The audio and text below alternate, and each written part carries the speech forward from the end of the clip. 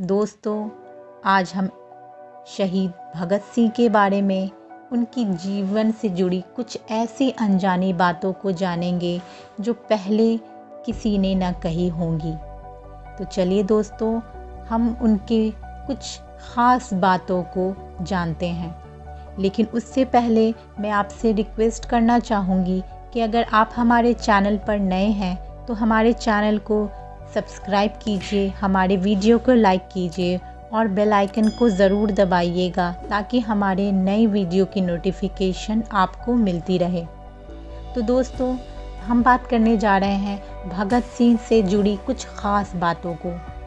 तो भगत सिंह का जन्म 27 सितंबर 1907 को लालपुर ज़िले में बांगा में हुआ था, जो अब पाकिस्तान में है। उस समय उनके चाचा अजीत सिंह और श्वान सिंह भारत की आज़ादी में अपना सहयोग दे रहे थे। ये दोनों करतार सिंह सराभा द्वारा संचालित गदर पार्टी के सदस्य थे। भगत सिंह पर इन दोनों का गहरा प्रभाव पड़ा था, इसलिए वे बचपन से ही अंग्रेज़ों से घृणा करने लगे थे। भगत सिंह करतार सिंह सराभा और लाला लाजपत राय से अत्यधिक प्रभावित थे। 13 अप्रैल 1919 को जलियांवाला बाग हत्याकांड ने भगत सिंह के बालपन पर बड़ा गहरा प्रभाव डाला। लाहौर के नेशनल कॉलेज की पढ़ाई छोड़कर भगत सिंह ने 1920 में महात्मा गांधी द्वारा चलाए जा रहे अहिंसा आंदोलन में भाग लेने लगे, जिसमें गांधी जी विदेशी सामानों का बहिष्कार कर रहे थे। 14 वर्ष की आयु में ही भगत सिंह ने सरकारी स्कूलों की पुस्तकें और कपड़ों को जला दिया। इसके बाद इनके पोस्टर गांव में छपने लगे। भगत सिंह पहले महात्मा गांधी द्वारा चलाए जा रहे आंदोलन और भारतीय नेशनल कॉन्फ्रेंस के सदस्य थे। 1921 में जब चौड़ा चौड़ी हत्याकांड के बाद गांधी जी ने किसानों का साथ नहीं दिया तो भगत सिंह पर उसका गहरा प्रभाव पड़ा। उसके बाद चंद्रशेखर आज़ाद के नेतृत्व में गठित हुई गदर दल के हिस्सा बन गए। उन्होंने चंद्रशेखर आज़ाद के साथ मिलकर अंग्रेज़ों के खिलाफ आंदोलन शुरू कर दिया। 9 अगस्त 1925 को शाहजहांपुर से लखनऊ के लिए चली 8 नंबर डाउन पैसेंजर से काकोरी नामक छोटे से स्टेशन पर सरकारी खजाने को लूट लिया गया। ये घटना काकोरी कांड नाम से इतिहास में प्रसिद्ध है। इस घटना को अंजाम भगत सिंह, राम प्रसाद बिस्मिल, चंद्रशेखर आज़ाद और प्रमुख क्रांतिकारियों ने साथ मिलकर दिया था। काकोरी कांड के बाद अंग्रेज़ों ने हिंदुस्तान रिपब्लिक एसोसिएशन के क्रांतिकारियों की धरपकड़ तेज कर दी और जगह जगह अपने एजेंट्स बहाल कर दिए।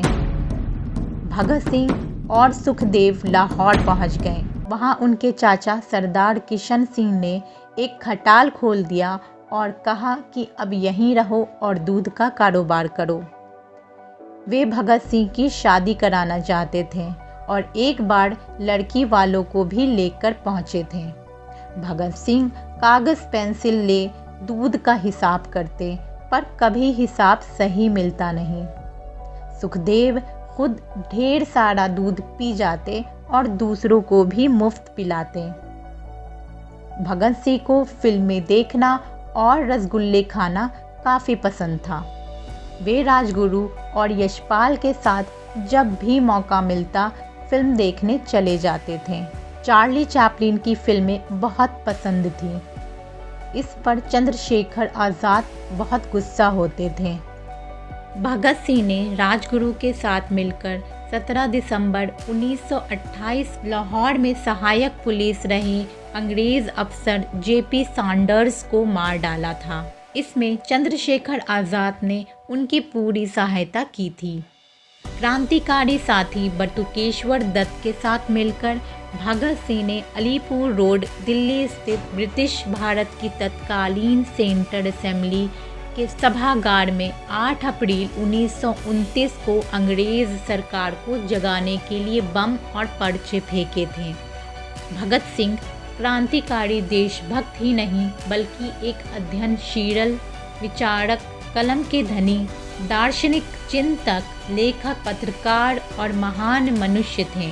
उन्होंने 23 वर्ष की छोटी सी आयु में फ्रांस, आयरलैंड और रूस की क्रांति का विशद अध्ययन किया था। हिंदी, उर्दू, अंग्रेजी, संस्कृत, पंजाबी, बांग्ला और आयरिश भाषा के मर्मज्ञ, चिंतक और विचारक भगत सिंह भारत में समाजवाद के पहले विख्याता थे।